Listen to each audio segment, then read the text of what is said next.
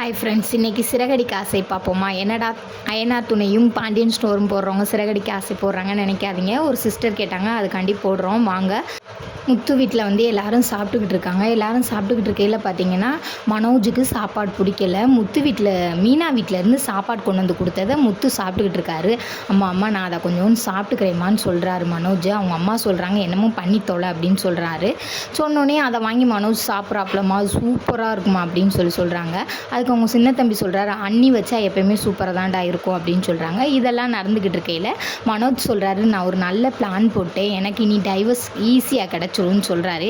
என்னடா பிளான் போட்ட அப்படின்னா, என் ஃப்ரெண்டை என் பொண்டாட்டி வச்சுருக்கான்னு சொல்லி ஒரு பிளான் போட்டிருக்கேன், அவர் எனக்கு அதை வீடியோவை எடுத்து தரேன் இருக்காரு அப்படின்னு சொல்கிறாரு. சொல்லி வாயை மூடினோடனே ஃபோன் வருது. யாருன்னு பார்த்தீங்கன்னா அந்த ஃப்ரெண்டு தான் அடிக்கிறாப்புல.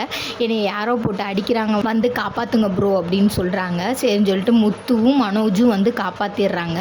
யார் அடிச்சா அப்படின்னு கேட்கையில் இந்த அங்கனையே ஒருத்தர் நிற்கிறாரு, அவர் அடிக்கிறாரு. முத்து ஒரே ஒரு அறதான் அரைஞ்சாரு. அரைஞ்சோடனே அவன் புட்டிங்க அடித்து ஓடி போயிட்டான்.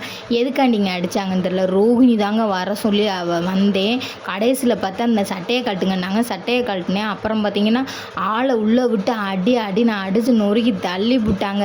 நான் கூட என்னமோ நினச்சேன், ரோஹிணியை போட்டு தாக்குன்னு தாக்கி விட்டாங்கங்க அப்படின்னு. இதெல்லாம் உங்களுக்கு தேவை தான். என்ன பிளான் போடணும், ஏது பிளான் போடணுன்ற அறிவே இல்லையா?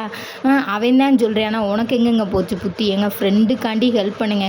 ஹெல்ப் எந்த விஷயத்தில் பண்ணணுமோ அந்த விஷயத்தில் ஹெல்ப் பண்ணணும். நீ வாங்கினது போதுமா இல்லை ரோஹிணியை சொல்லி இன்னும் கொஞ்சம் வாங்கிக்கிறீ அப்படின்றாங்க. இல்லைங்க இதுவே போதுமானதுங்க அப்படின்னு சொல்லிட்டு அதோட இந்த பிரச்சனை முடிஞ்சிருது. அதுக்கப்புறம் பார்த்திங்கன்னா சின்ன தம்பி ஹோட்டல் வச்சுருக்காருல, அவங்க அங்கே ஹோட்டலுக்கு போய் அங்கே பேசுகிறாங்க. முத்து, மீனா, சின்ன தம்பி, அவங்க ஒய்ஃபு எல்லோரும் பேசுகிறாங்க.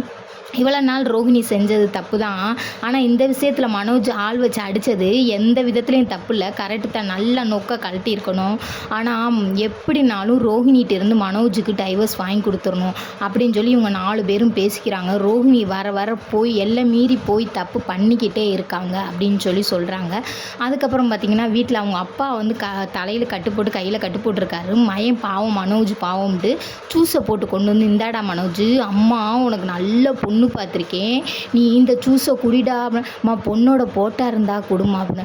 இப்போ தாண்டா அம்மா பார்க்க ஆரம்பிச்சிருக்கேன், முடிஞ்சோடனே அம்மா கொடுக்குறேன் அப்படின்னு சொல்லிட்டு அவர் ஃபீல் பண்ணுறாரு. அதோடைய நாடகம் முடிஞ்சிச்சு. பிடிச்சிருந்தா சப்ஸ்கிரைப் பண்ணிக்கிறேன்.